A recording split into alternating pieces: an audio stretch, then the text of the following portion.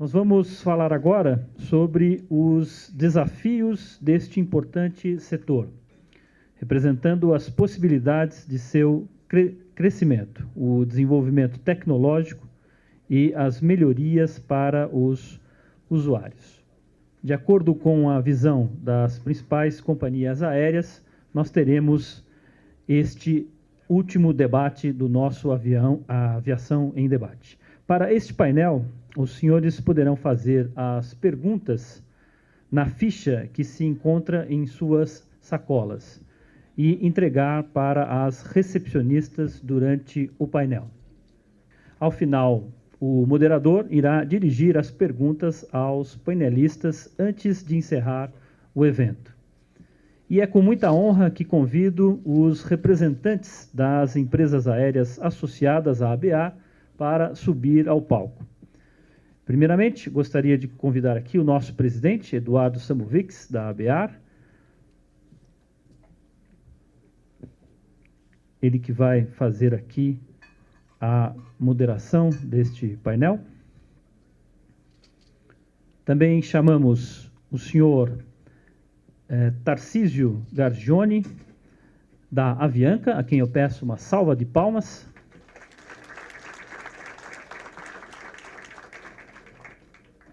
A senhora Patrícia Xavier, da Azul, por favor.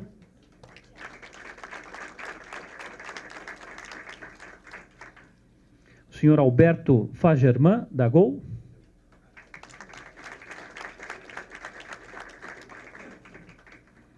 Basílio Dias, da TAM.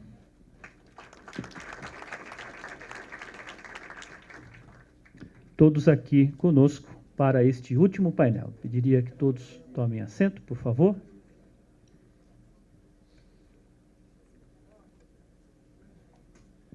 Convido o nosso presidente para conduzir este painel. Boa tarde. Boa tarde, prazer em ter a todos aqui.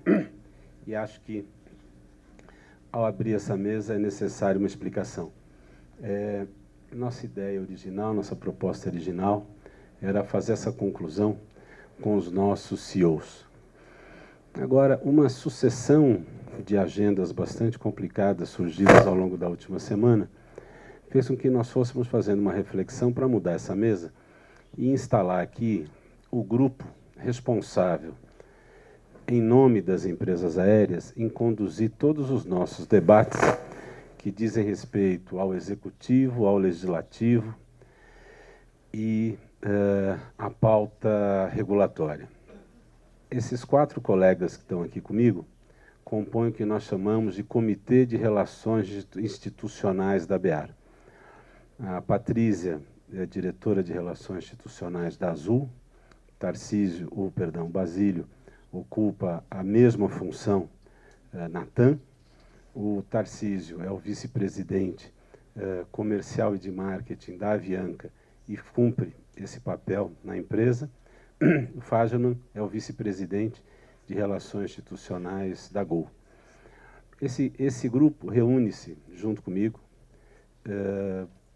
quinzenalmente e todas estas pautas, destacadamente a pauta que foi hoje objeto da nossa abertura, qual é o cenário político que vivemos, qual é o cenário econômico que vivemos, como nós, profissionalmente, comercialmente, como que nós, enquanto setor, enquanto política corporativa, nos comportamos e como estabelecemos as metas e ações para cada uma. Então, o nosso entendimento é que seria muito interessante que cada um desses colegas pudesse, do ponto de vista da empresa na qual atue, do ponto de vista do seu ponto de visão do mercado, pudesse compartilhar com vocês o cenário que nós estamos hoje vivendo em cada uma das organizações e como cada uma delas vê o futuro mais imediato. É um desafio bastante complicado, mas não podemos nos furtar a ele.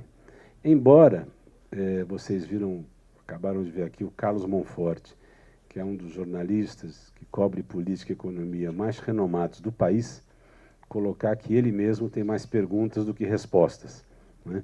Então, imaginem como é que está sendo o dia a dia daqueles que, além de formular essas questões, também recebem os dados concretos, os números bem objetivos de como o negócio está evoluindo cotidianamente.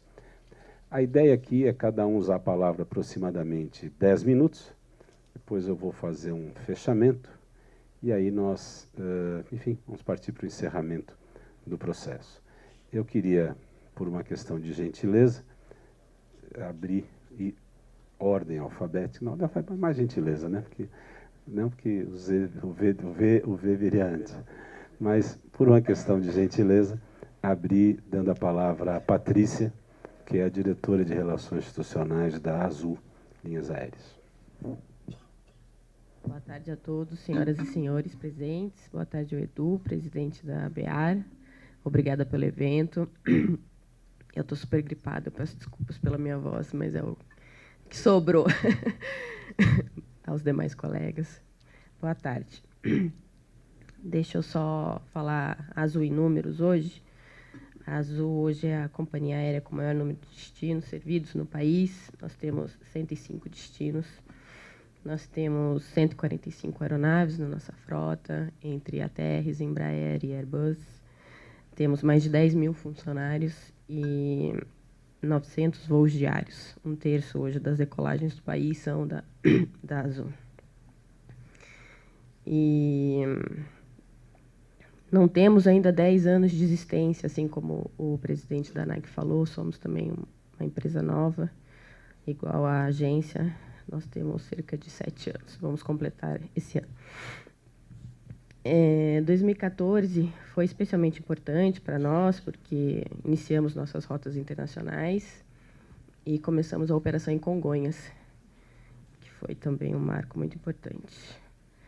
Para encerrar o evento e para deixar aqui uma mensagem de otimismo e positiva, afinal, até o Papa diz que nós temos que viver com otimismo, eu queria só mensurar e falar do tamanho do mercado e dos potenciais e das oportunidades que nós temos.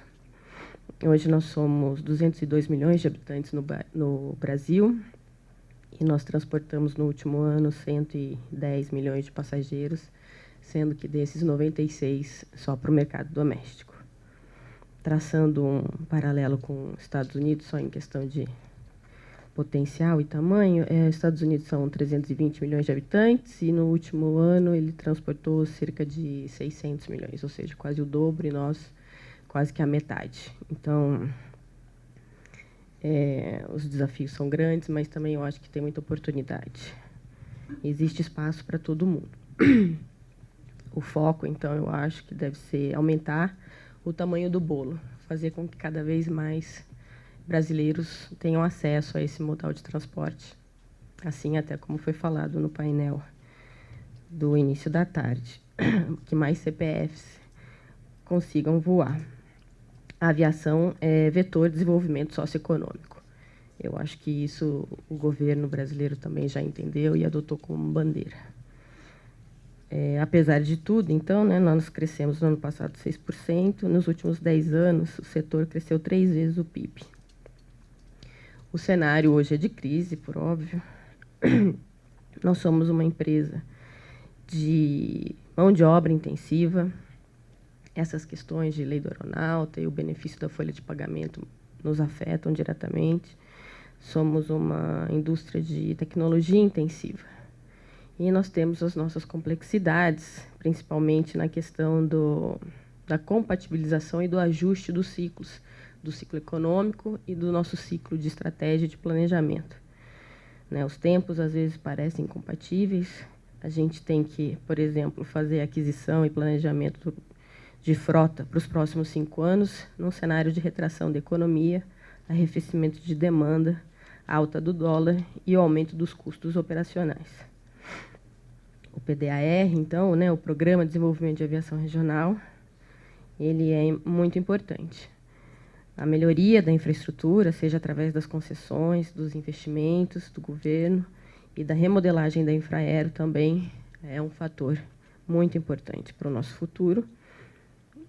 E o pilar de sustentabilidade desse projeto, que é a preocupação com a gestão dos aeroportos e aperfeiçoamento da regulamentação, também eu acho que é fundamental para nos ajudar nesse momento de crise e proporcionar o crescimento e desenvolvimento do setor. Porque hoje a única certeza que nós temos é que a crise vai passar.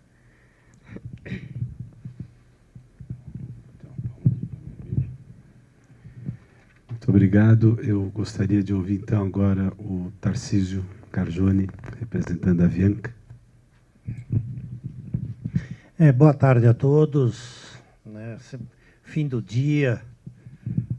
Obrigado pelo convite. É um prazer estar aqui com os colegas e com o Edu e com vocês todos. Bem, a gente tem que olhar o mundo, quer dizer, Brasil, a gente tem um passado bem legal. Os números são extraordinariamente positivos, etc. Mas nem sempre o sucesso do passado garante o sucesso do futuro, até porque as realidades mudaram. Nós acabamos de ouvir aqui o jornalista Monfort, que estabeleceu um cenário, e realmente muitas poucas opções de notícias boas, né?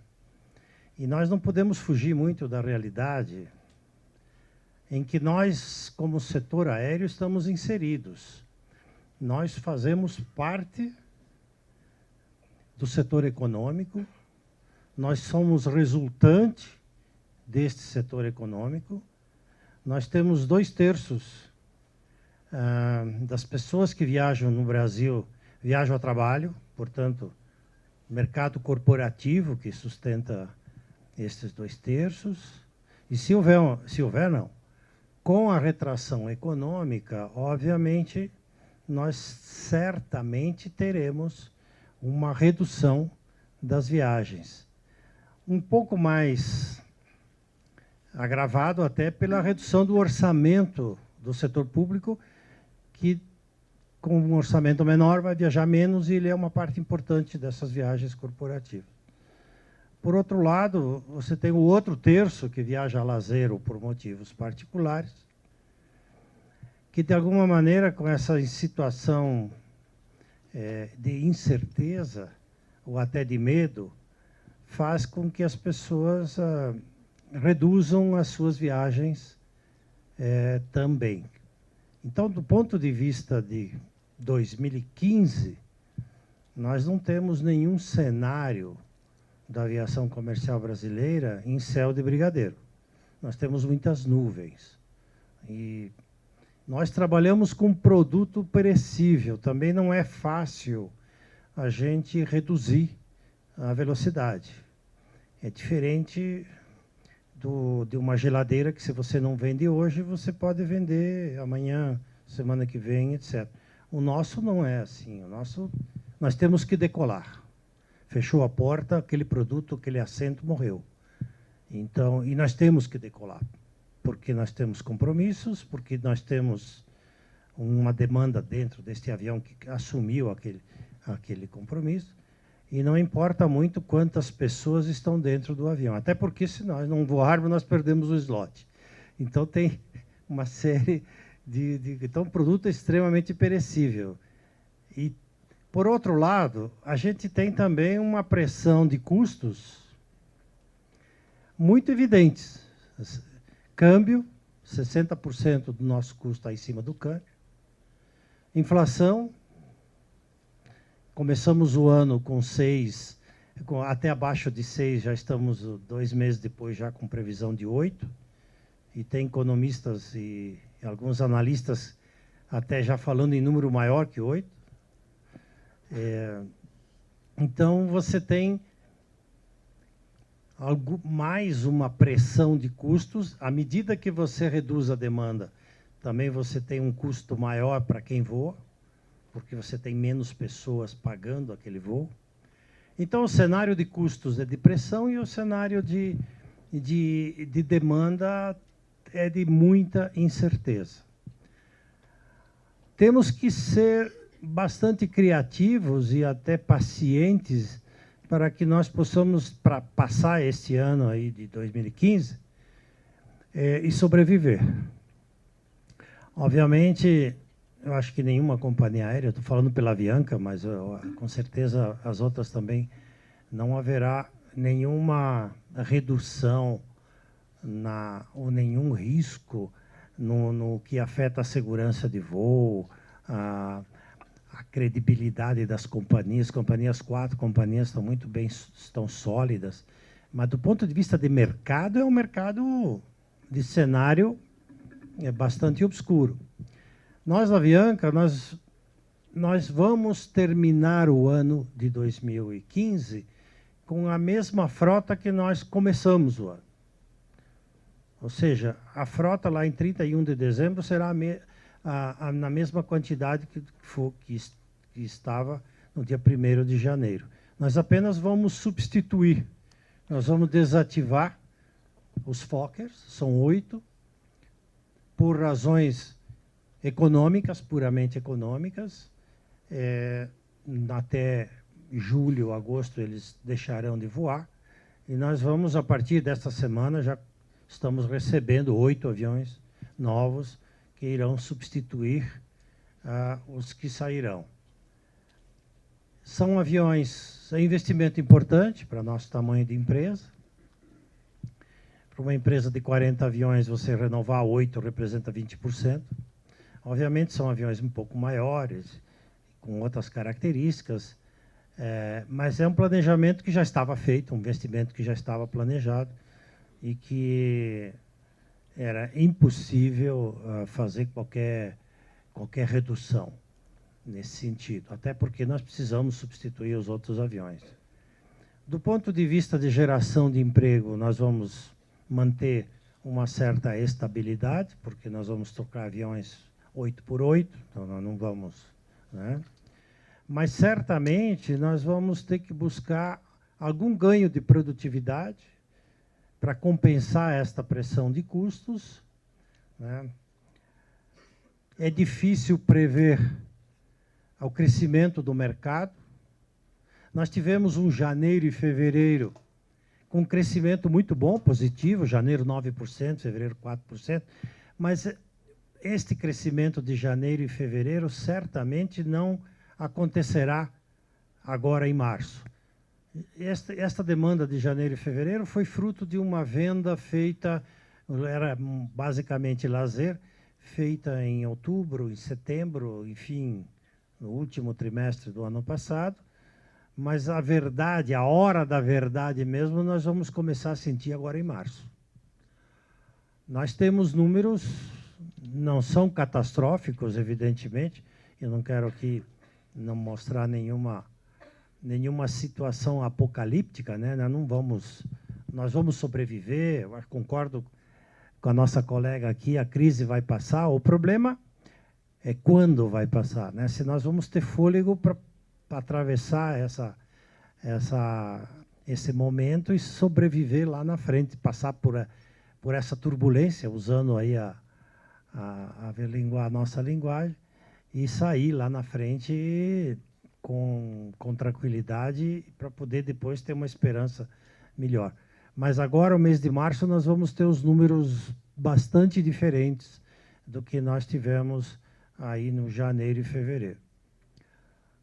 Conversando com o mercado, e nós como comerciais temos oportunidade de conversar com muitos grandes agentes de viagens, e eles têm 70% de movimentação das compras e vendas de passagens aéreas. Os números de março, pelo menos até ontem, comparados com março do ano passado, estão 10% menores. É um número significativamente importante. Vamos ver se esses 10% representam a realidade no final do mês.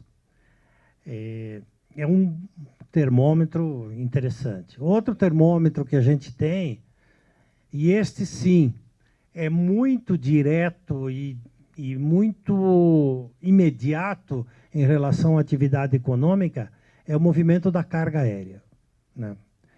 A carga aérea, neste trimestre, pelo menos janeiro, fevereiro e março, comparado com o mesmo trimestre do ano passado, nós temos uma redução maior que 10%, da ordem de 12%.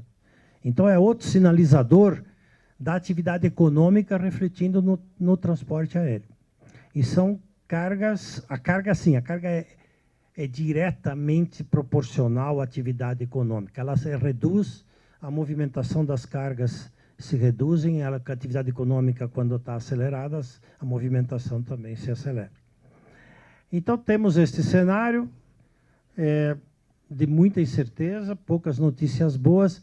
Se tiver que, para finalizar, se tiver que ter uma notícia muito boa, que eu acredito que ela talvez seja a maior esperança de todos nós, é que hoje a viagem por transporte aéreo já faz parte da bolsa de consumo do brasileiro. Hoje, viajar de avião já não é mais glamour, não é mais luxo, não é mais nada, é conveniência. Então, hoje, as pessoas, o transporte aéreo já é um transporte de massa, já 100 milhões de pessoas, já é um número altamente significativo. Então, as pessoas hoje viajam de avião porque precisam viajar de avião. Obrigado. Então, este é um grande ativo que nós temos como setor. Eu acho que isso é uma notícia boa, que isso foi conquistado ao longo desses anos. Não vamos nos iludir, a gente não tem uma nova classe média entrando no mercado, a nova classe média já entrou, e só viaja se tiver uma melhoria do poder aquisitivo. Melhoria do poder aquisitivo é baixa inflação, garantia de emprego e ganho de renda. Não teremos isso esse ano. Então, eu quero finalizar com essa expectativa que o mundo não vai acabar, obviamente. Vamos ter muitas dificuldades, vamos ter que, mais ou menos, fazer o que o ministro nos disse hoje de manhã, correr com a água pelas pedras, para poder chegar no fim do ano, ou talvez ainda uma parte do ano que vem, vivos. Mas nosso grande objetivo, manter a nossa atividade como transportadores de carga e de passagens, ou passagens de carga, ativo, regular, sem nenhum transtorno, e podermos sobreviver lá no final desta turbulência. Obrigado. Queria pedir agora a contribuição do comandante Alberto Fagerman, vice-presidente da Gol. Eu com a tecnologia não me entendo muito, não. Mas boa tarde a todos os senhores e senhoras que tiveram a paciência de ficar até o final para nos ouvir. Eu queria cumprimentar os meus colegas aqui na mesa, né? Chegar ao final e ter que fazer alguma exposição sempre é uma tarefa um pouco mais complicada, porque ao longo do dia muitas das coisas já foram ditas e, pelo menos na minha opinião, nós tivemos um belo dia de debate, nós tivemos uma abertura com todos os setores que nos regulam e nos controlam, né? Tivemos o próprio ministro, tivemos o presidente da ANAC, tivemos 3 deputados de diversas comissões com as quais nós temos que conviver, debater e andar, né? Tivemos um painel técnico muito interessante, tivemos um debate sobre direito do consumidor absolutamente, no meu ver, fantástico, e como muito bem falaram, só isso já podia ser um próprio seminário. E tivemos o Monforte falando, agora vocês têm que nos aguentar um pouquinho. A Gol, empresa que nasceu há 14 anos, ela nasceu com um conceito low cost, low fare, por isso ela é uma empresa que tem uma frota única. Foi a primeira empresa em voar para todas as capitais, é uma empresa que hoje transporta 40 milhões de passageiros, temos alguns recordes que a gente se orgulha, como ter sido a que levou o maior número de passageiros no único dia, etc, etc, etc. Mas eu gostaria de falar um pouco sobre o ambiente geral, né? O ambiente geral da maneira que eu vejo.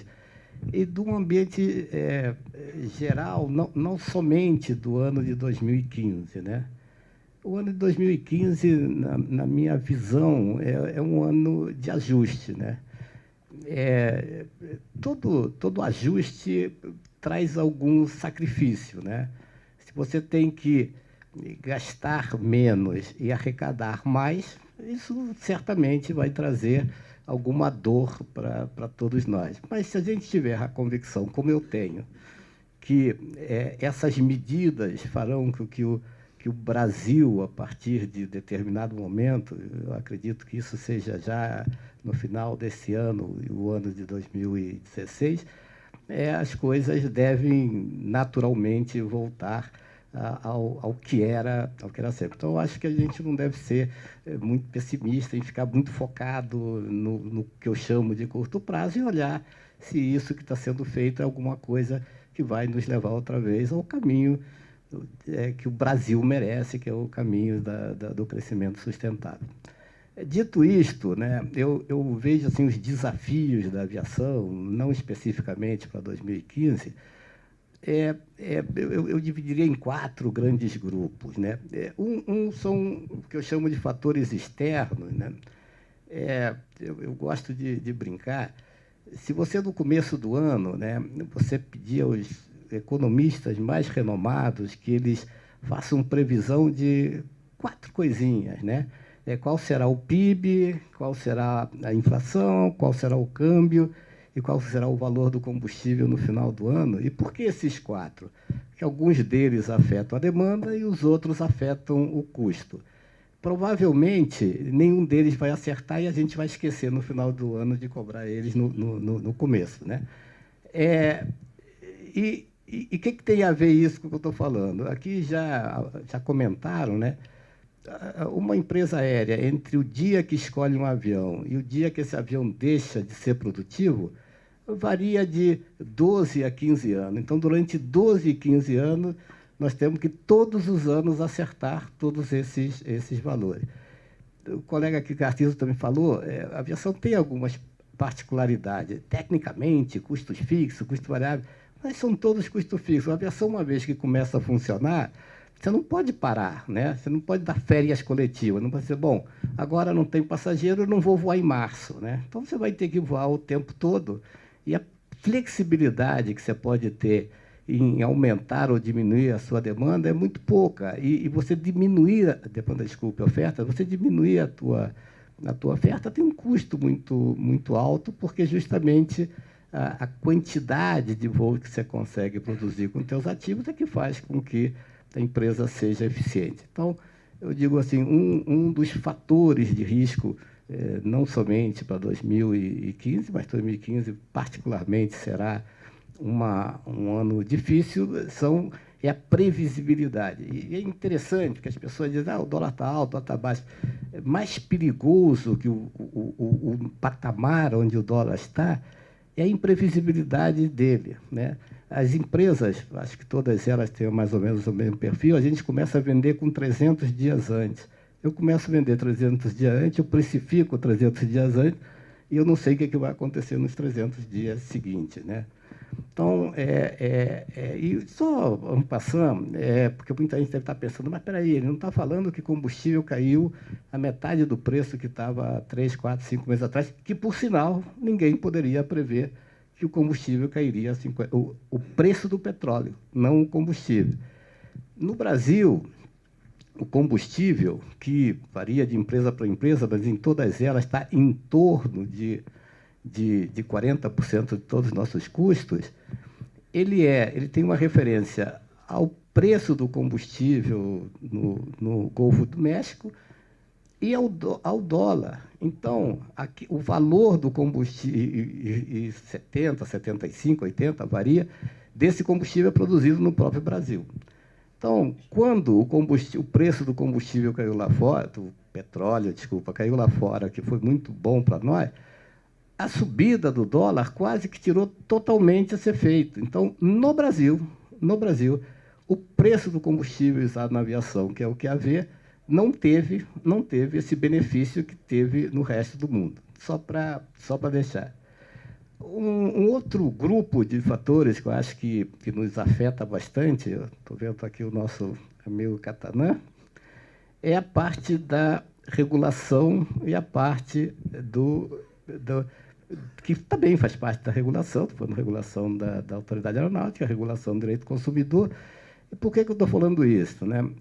A aviação é uma atividade totalmente globalizada, né? Totalmente globalizada. Dificilmente hoje você vai ter uma empresa que voe de um lado do globo até o outro lado, né? A Varig provavelmente deve ter sido uma das únicas que tinha um voo que saía do Brasil e terminava no Japão, né? Hoje você normalmente, e a Gol se utiliza muito das alianças, dada que ela tem um só tipo de avião, você, para chegar num ponto distante, você anda em duas empresas, pelo menos. Então, vocês imaginem a complicação que há se você tem regulações diferentes de país para país, de empresa para empresa, como você consegue harmonizar isso tudo.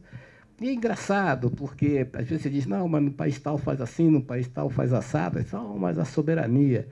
E não é uma questão de soberania. Para mim, quer dizer, a soberania se exerce na hora que o Brasil aceita ou não aceita certas regras, o Brasil tem o direito. O Brasil participa desses fóruns no estabelecimento das regras, uma vez elas em vigor, nós gostaríamos que ela fosse aplicada de uma maneira harmônica com o resto do mundo, né? Quando a doutora Juliana tocou num ponto que, pelo menos sempre foi meu pensamento, que é o custo do direito do consumidor, né? Quando a gente diz que causas alheias ao nosso controle, nós temos ou não temos que ser responsável, que é o risco do negócio, pode ser, né? Só que a gente tem que entender que a todo benefício tem um custo, né? Aquelas causas que nós, empresas aéreas, achamos que não são atribuídas a nós, por exemplo, um aeroporto fechado por 3 ou 4 horas, eu gosto de brincar, São Paulo tem 34 movimentos por hora. Se o aeroporto, supondo que tenha 17 decolagens, se ele ficar fechado 4 horas, são 58 decolagens que não tiveram, com 100 e tantos passageiros, dá 4.000 passageiros, não tem pão de queijo para 4.000 passageiros no aeroporto. Então, é difícil alimentá-los. E se todas as empresas, dentro desse item, tiverem os mesmos problemas e os mesmos custos, o que vai acontecer no ano seguinte? Eu vou pegar esse custo, botar no meu orçamento e passar para a minha tarifa. É óbvio, né? Então, a gente tem que ter muito cuidado, nós temos que ter muito cuidado com, às vezes, alguns direitos que nós entendemos que sejam excessivos, porque esses direitos têm, atrás dele, também algum custo depois para toda a comunidade dos 96%, 97%, 98% dos eventos que não tem problema nenhum, né? É muito engraçado, porque quando a gente fala em direito do consumidor, dá uma impressão que é um antagonismo entre as empresas e o consumidor, coisa que absolutamente não existe, né? Hoje as empresas estão muito parecidas, né? Os aviões são muito parecidos, os aviões voam com a mesma velocidade, os aviões têm as mesmas coisas. A diferença que a gente pode ter de uma empresa para outra, pelo menos que a gente pretende ter, é a maneira boa que você trata teu passageiro para que ele te escolha da próxima vez que ele vai pensar em voar. Então, quando eu falo dessa preocupação da gente ter um cuidado quando a gente trata de direito do consumidor, não tem nada a ver com um possível antagonismo entre o consumidor e a empresa, porque isso não existe, o consumidor é a razão da gente existir. Tem, por último, não podíamos deixar de falar de infraestrutura, né? O que é infraestrutura? Esse ano, como todos nós estamos vendo, nós estamos muito cautelosos em que vai acontecer com o crescimento ou não crescimento, mas, como eu acabei de falar, você, quando tem uma frota para 10, 12, 15 anos, a gente não pode ficar olhando só para 2015, né? Então, qualquer crescimento que você possa planejar, qualquer lugar que você queira aumentar, quando você não consegue ir para aquele lugar, evidentemente afeta todo o teu planejamento, assim como afeta teu custo, né? Se eu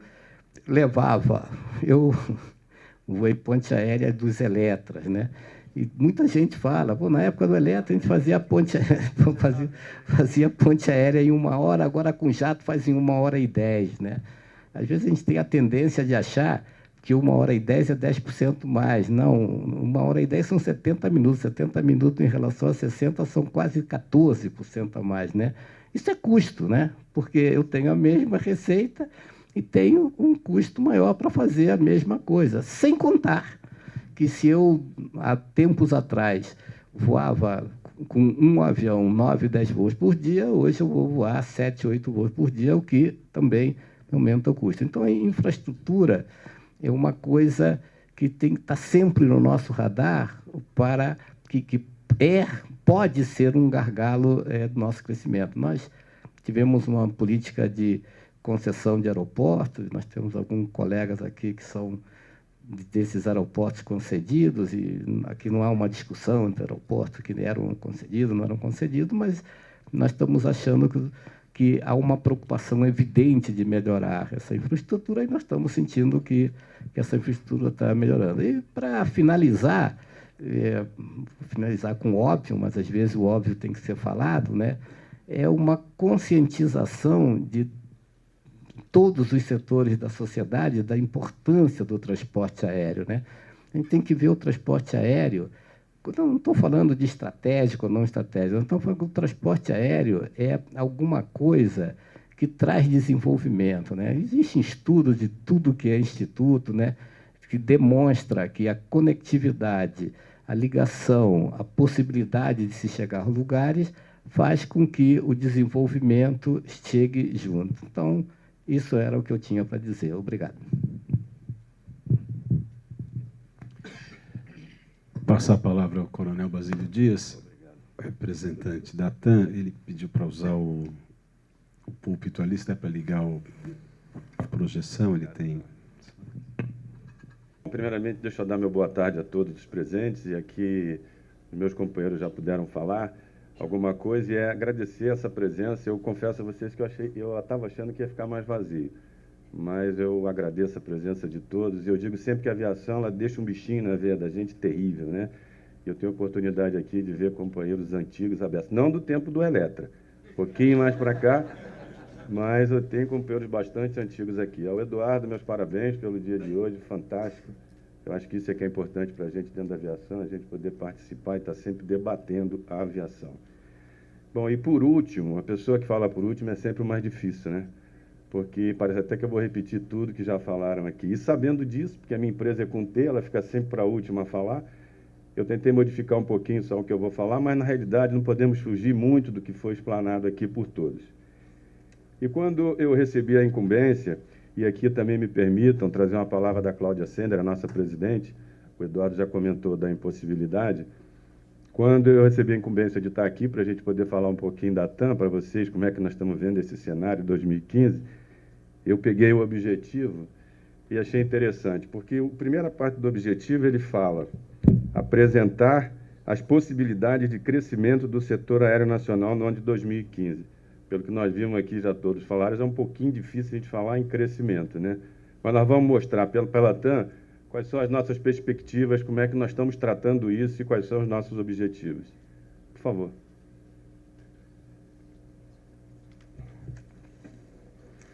Bom, 2015 realmente é um ano bastante desafiador para a gente, por tudo que foi falado aqui, as palestras que nós tivemos e o que foi explanado pelos companheiros.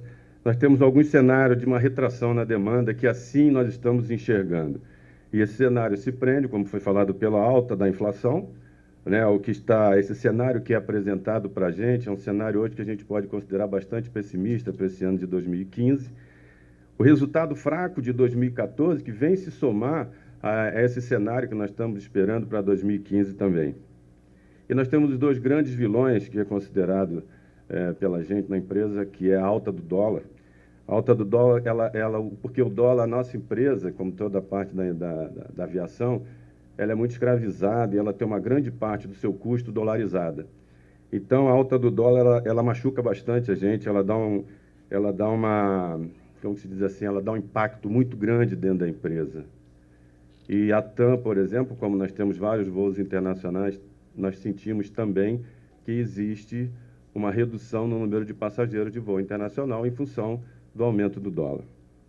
E o outro grande vilão para a gente, nesse setor aéreo, é a queda do preço do combustível, né? Então, nós podemos falar que o setor aéreo ainda não se beneficiou, como falou aqui o nosso companheiro Fátima, da redução do preço do petróleo, o que poderia baixar o preço do combustível. Mas ele já explicou aqui para os senhores, que eu ia falar um pouquinho mais, que todos também, bastante aqui já conhecem, que nós, quando a gente fala de combustível na aviação, é uma coisa bastante séria. Hoje, a gente pode considerar que dentro da precificação da nossa passagem aérea, 40% ela ficaria presa ao combustível, né? Então, é um número bastante expressivo para a gente imaginar um preço de passagem aérea. Esse combustível, nós temos algumas coisas também aqui no Brasil que recaem sobre o preço do combustível para a aviação, como quando a gente poderia falar de ICMS, né? O ICMS ele varia de 12% a 25% do incremento dentro do preço do combustível. E temos alguns estados que estão em 12% e temos outros que estão em 25%. Então, o preço ele varia muito.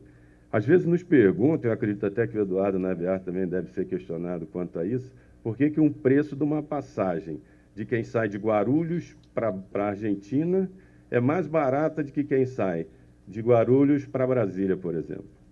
Uma das explicações seria nós falarmos que para você ir para Brasília, você tem 25% de aumento dentro daquele combustível que você coloca no seu avião. Na mesma bomba que está colocando, o avião que está indo para a Argentina não tem esses 25% porque não é taxado o ICMS. Então, esse cenário de retração na demanda é isso que nós colocamos e que nós estamos vendo com essa dificuldade do que esse cenário que está apresentando para a gente do ano de 2015. Próximo, por favor. E aí, para que a gente pudesse falar, e como eu falei aqui, para fugir um pouquinho de todos os outros, nós vamos falar um pouquinho da estratégia que a TAM usou. Nós estamos vendo esse cenário, logicamente, não podia ser diferente disso, com bastante cautela, né, e preocupação. E não podia ser diferente também. O nosso objetivo é que a gente mantenha a rentabilidade com a sustentabilidade do negócio. Essa sustentabilidade, e aqui a gente pega também uma carona no que o Fátima falou, essa sustentabilidade dentro da aviação, eu digo que ela tem que ser de curto, a médio e longo prazo. E quando eu falo isso, eu digo, por exemplo, que hoje, quando você tem um planejamento de uma malha, as empresas elas se adequam, elas começam a mexer na sua malha, elas fazem essa estrutura da sua malha. Só que quando nós falamos em aviação, a gente não pode desprender só a malha. O nosso futuro, ele é um futuro que nós temos. Posso dar um exemplo, senhora? A parte operacional, formação de um piloto.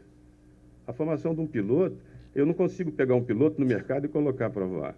A ANAC, ela tem regulamentos, ela tem procedimentos que têm que ser feitos e você precisa formar esse piloto. Ele demora um tempo. Quando você faz um planejamento de aeronaves, por exemplo, você está fazendo esse planejamento a médio e a longo prazo, porque você não consegue pegar uma aeronave na prateleira para poder botar para voar. Então, como a gente está falando dessa sustentabilidade do negócio, a gente tem que levar em consideração o tempo. E aí a TAM, e nós usamos lá uma expressão que a gente fala que é a disciplina de capacidade.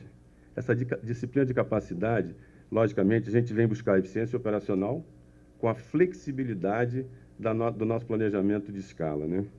E aí o que nós fizemos para manter essa disciplina de capacidade? Nós mexemos nas nossas conectividades. E um exemplo que eu dou aqui por exemplo, nós tínhamos um voo de São Luís-Fortaleza. Esse voo de São Luís-Fortaleza, ele simplesmente deixou de existir o São Luís-Fortaleza porque ele mudou o número, ele faz São Luís-Fortaleza-Guarulhos. Nós mudamos o horário para que ele conectasse melhor com a população de Fortaleza e de São Luís para poder levar para Guarulhos. Ou seja, nós não diminuímos a oferta. Você mexe em avião, você mexe em número de assentos, mas não diminui essa oferta que foi alocada para esses voos. Mexemos também, a ideia nossa é a gente fazer daqui de Brasília um hub. Hoje nós estamos pretendendo chegar a 8 destinos aqui de Brasília e um voo internacional, que nós vamos ver mais embaixo aí, que é o de Brasília e Orlando, e pretendemos colocar mais um voo além desse que nós estamos fazendo o estudo. E por que nós escolhemos Brasília? porque Brasília, hoje, tem uma estrutura que está muito boa, né? A expansão do aeroporto, hoje nós estamos encontrando facilidade para operar em Brasília. Brasília, nós temos a parte do combustível, ICMS aqui está com 12%, o que para a gente é muito bom. Então, nós estamos operando aqui com 12%, e a posição estratégica, logicamente, da cidade. A outra coisa que nos fez trabalhar dentro da disciplina de capacidade foi a expansão no mercado regional. A TAM já está acreditando, já está se mexendo, nós estamos aumentando os nossos voos regionais, e esses voos, por exemplo, nós vamos operar em Jaguaruna em Santa Catarina. Vai ser a primeira empresa a operar voo regional lá em Jaguaruna. Nós vamos começar a operar a partir do dia, vai ser agora dia 1º de abril. Não é mentira não, mas é verdade, né? Vamos operar. Vamos operar também em Bauru, São Paulo, São José dos Campos e Juazeiro do Norte.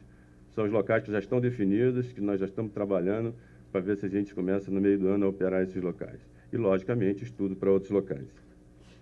E os voos internacionais. Nós mexemos na nossa malha, fizemos algumas modificações e incrementamos, botamos o Cancún, que já desde o ano passado está voando, do dia 20 de dezembro. Toronto começa agora dia 29 de março. Brasília, Orlando, dia 12 de junho. E o Barcelona, no dia 1º de outubro. Então, e tem outras atividades que nós mexemos, mas essas eram algumas que eu queria citar para os senhores, daquilo que nós estamos pensando dentro da nossa disciplina de capacidade. Ou seja, nós estamos com uma medida de ser conservador naquilo que oferecemos ao mercado. Nós estamos acreditando que a gente pode ter, e não é diferente, não podia ser diferente, uma melhora no cenário que nós estamos vendo aí. E por isso nós estamos sendo conservador e mantendo a nossa oferta. Por favor, o próximo.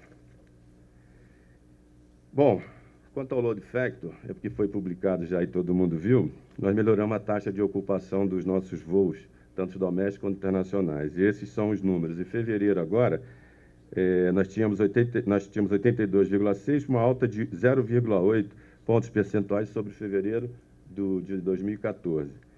E também do internacional, 81,4, que aumentou 2,6 em cima de fevereiro de 2014. Uma coisa importante destacar aqui, que apesar desse aumento, a rentabilidade ela não aconteceu. Eu acho que vocês já escutaram outras apresentações dos presidentes da empresa, de outros integrantes das empresas aéreas, que isso aconteceu muito porque as empresas foram muito agressivas nas suas promoções. Né? Ou seja, nós aumentamos a capacidade, mas houve uma degradação dos preços. Significa dizer que nós aumentamos a nossa demanda, nós aumentamos a ocupação, mas a rentabilidade ela não teve esse aumento. Tá? Eu acho que eu dei essa pincelada, a gente poder falar aqui de algumas coisas, completando o que meus amigos falaram.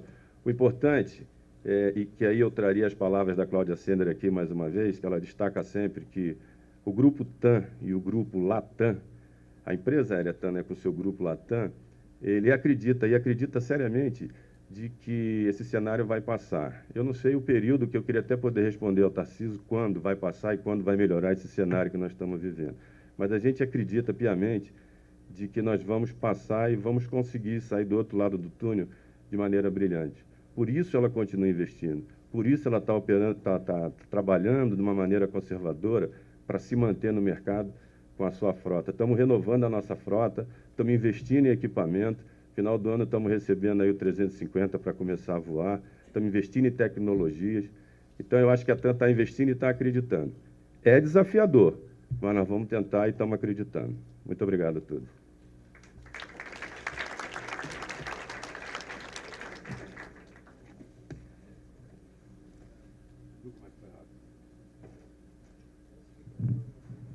Obrigado, Tarcísio. Eu estou com perguntas aqui da plateia e, enquanto eu faço essas perguntas, eu vou aguardar mais algumas. A minha ideia é, pelo menos, fazer no mínimo uma para cada um dos colegas que está aqui presente. E depois, tanto das perguntas desses colegas, eu faço o encerramento. Nós temos uma...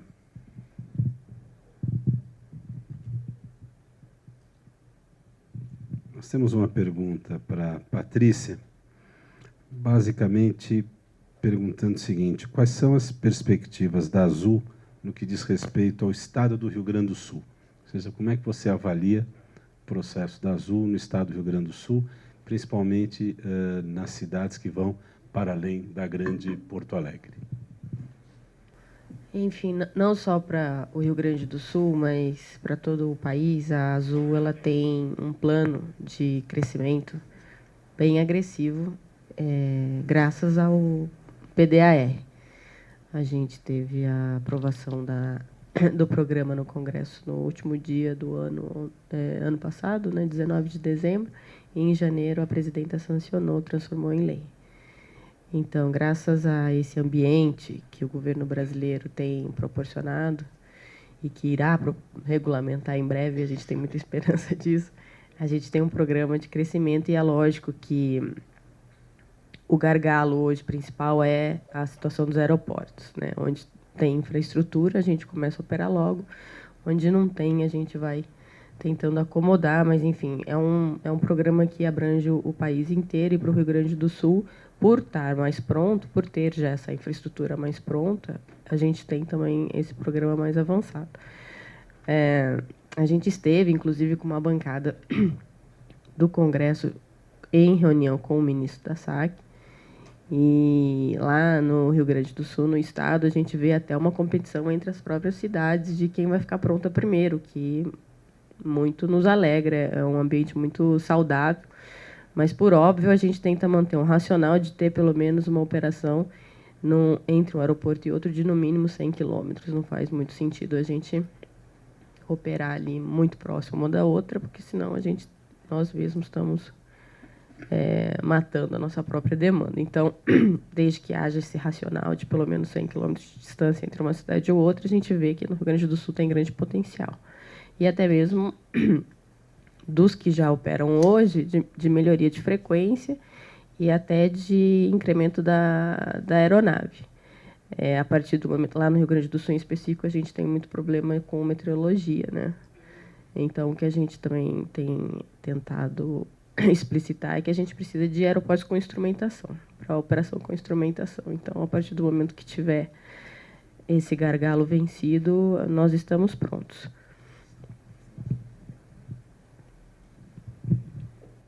Nós temos uma pergunta, eu queria endereçá-la ao comandante Fagerman, muito vinculada ao seguinte: há um fator de atraso muito permanente ligado à meteorologia. Então, a pergunta esse fator meteorologia hoje, ele é muito forte, ele tem impacto, como é que a gente enfrenta isso? Se isso tem um impacto na malha, nos custos, etc. É uma pergunta difícil. Evidente, ele tem impacto na malha, e o equilíbrio alguma coisa você consegue prever. Por exemplo, eu sei que a probabilidade do aeroporto, para dar um exemplo, de Curitiba no inverno, amanhecer fechado até 7h30, 8h, 8h30, 9h é grande. Então, eu não devo colocar voos muito cedo em Curitiba. Eu consigo também dizer assim, bom, mas eu tenho que ter alguns voos cedo, homem de negócio, quer sair, etc, etc. Eu tenho que ter o cuidado de que o atraso desse voo não me impacte na malha de uma maneira significativa, a ponto de me causar problemas em outros voos que não tenham nada a ver com o aeroporto de origem. Entretanto, o clima está mudando, né? Então, não é uma coisa muito fácil a gente prever problemas meteorológicos. Evidentemente que isso traz custo, né? Já sejam os custos legais, né, da responsabilidade que nós temos, apesar de não termos nenhuma ação sobre cancelamentos e atraso de voo por motivo meteorológico, mas é a nossa responsabilidade, como tem até um problema de imagem, né? É muito difícil para uma pessoa de Salvador, que tenha um voo de Salvador para Manaus, entender que o voo dele está atrasado 2 horas porque Porto Alegre esteve fechado de manhã. Então, meteorologia é um fator complicado para qualquer pessoa que trabalha em planejamento, e é interessante, né? Porque o brasileiro tem muito menos paciência com problemas da natureza, né? A gente, vendo na televisão, vê fechamentos enormes nos Estados Unidos por neve, por alguma coisa qualquer, que voa 5 mil, 4 mil, 7 mil voos atrasados, as pessoas, mesmo os passageiros brasileiros, ficam razoavelmente conformados. Aqui o inconformismo é um pouco maior, o que não é um defeito, é muito bom, mas a meteorologia é um dos nossos maiores inimigos.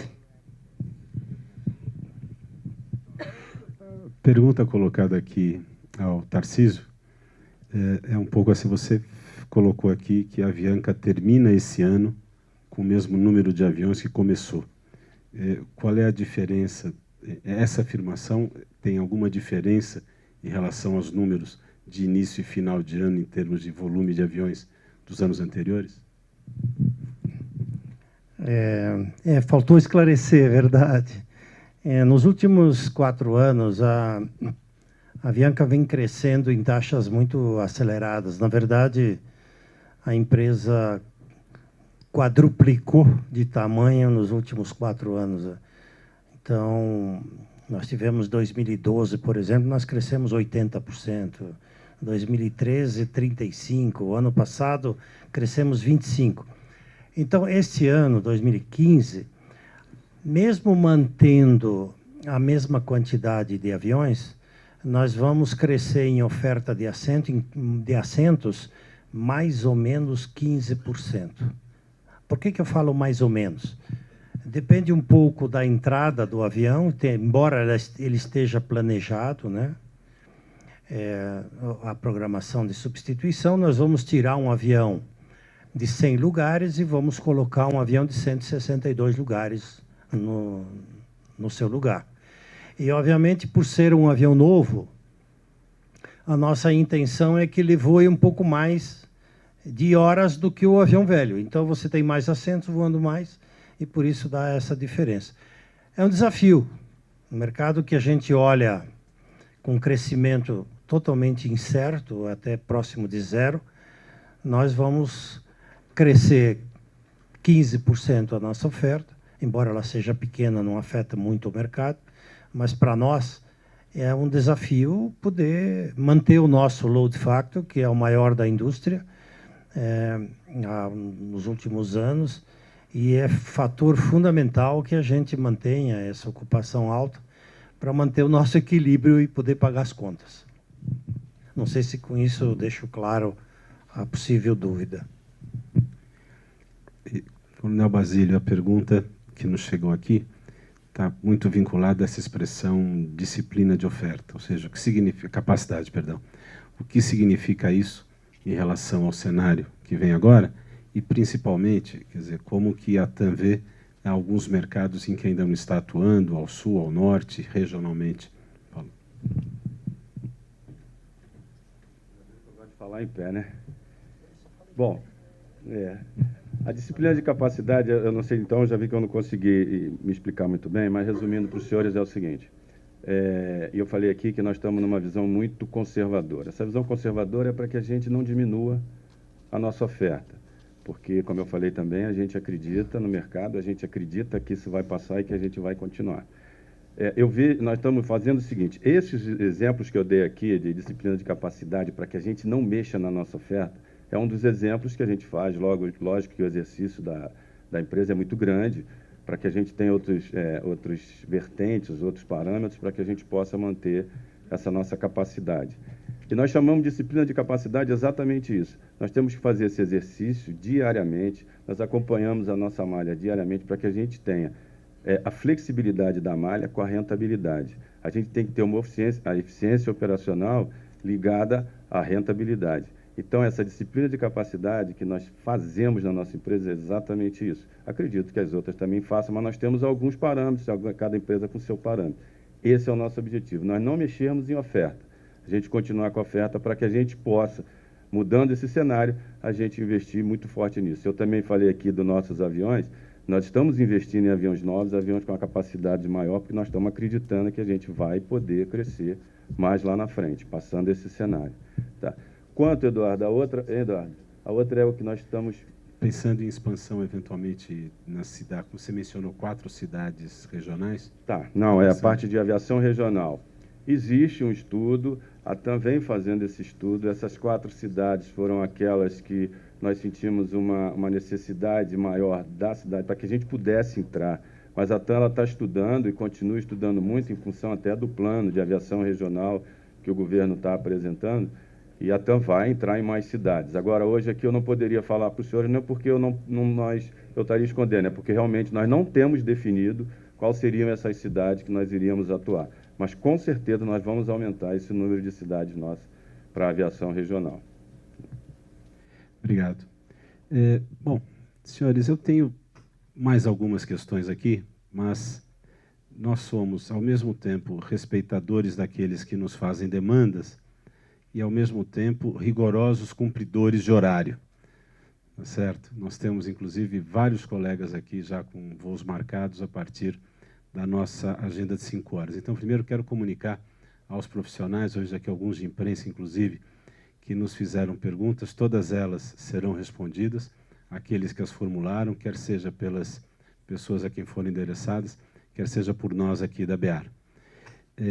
Segundo, queria colocar, e aí já aproveitando para fazer o encerramento, primeiro eu gostaria de agradecer muito ao apoio das entidades do setor, de toda a nossa cadeia produtiva, a Abesata, a Abrasete, a ANCAB, a ANEA e a IATA, nossa vizinha e parceira tradicional.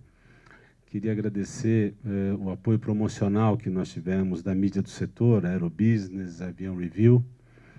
Gostaria de agradecer encarecidamente a Bombardier e a Embraer, as 2 empresas que associaram-se a esse evento como patrocinadoras e vêm, portanto, reafirmando um compromisso de aproximação e de debate com os temas da nossa aviação cotidiana. É um prazer, é uma honra ter sido objeto dessa escolha por parte de empresas tão consagradas e que, enfim, são referências de mercado.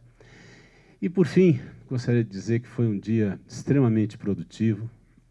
A nossa proposta ao organizar esse debate aqui era o de consagrar definitivamente uma postura profissional da aviação brasileira, de aproximação, debate, diálogo e, principalmente, da capacidade de formularmos e propormos posições ao Congresso, ao Executivo, aos órgãos reguladores, ao conjunto da sociedade e de debatermos abertamente, abertos à mídia, abertos à sociedade, com absoluta transparência, que pontos, que problemas, que desafios nós temos adiante.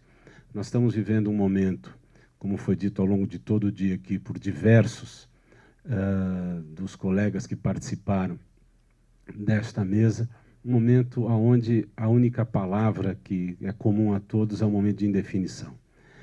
Indefinição na aviação significa uma reação bastante conservadora, qual seja, mantermos todas as posições que temos atualmente, procurarmos ser muito racionais no uso dos equipamentos e dos recursos, procurarmos conter todos aqueles custos que não parecem consagrados ou mandatórios nas relações cotidianas do nosso trabalho, mas, principalmente, nos prepararmos para quando a tempestade passar.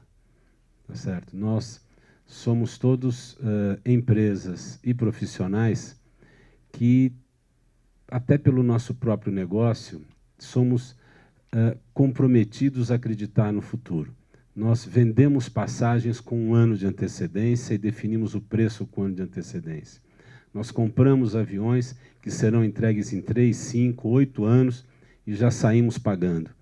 E nós continuamos trabalhando no sentido de procurar descobrir novas tecnologias, novas possibilidades de atendimento, investir em atendimento novo, automatização, etc. Portanto, nós não temos o direito de ficar cansados, nós não temos o direito de achar que as coisas não vão acontecer. Nós sabemos das dificuldades do momento, estamos todos absolutamente cientes do processo que hoje nos leva a estar muito abertos a debater com o Congresso, com o Executivo, com a sociedade e a dialogar por meio dos diferentes veículos de comunicação com as demandas que a sociedade faz.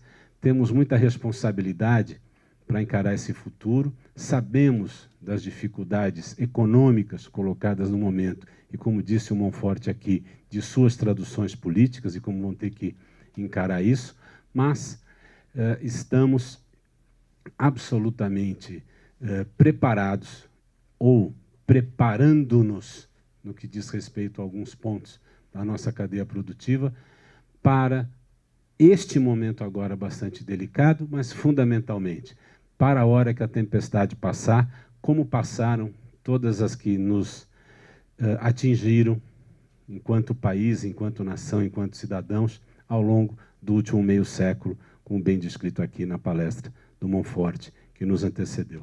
Portanto, muito obrigado a todos pela presença, foi um prazer imenso receber todos vocês, e já aproveito para aqui fazer duas menções e um aviso. As duas menções, eu queria, em nome, agradecer a toda a equipe que trabalhou nesses últimos dias para a organização do evento, agradecendo especialmente a Dani, que está ali sentada, e a Paula, que conduziram as equipes que puseram esse evento em pé, e avisar a todos que em outubro, no dias 22 e 23, nós teremos o evento do segundo semestre em São Paulo, para o qual contamos com a presença de todos e para o qual já temos, inclusive, o patrocínio da Embraer renovado. Muito obrigado.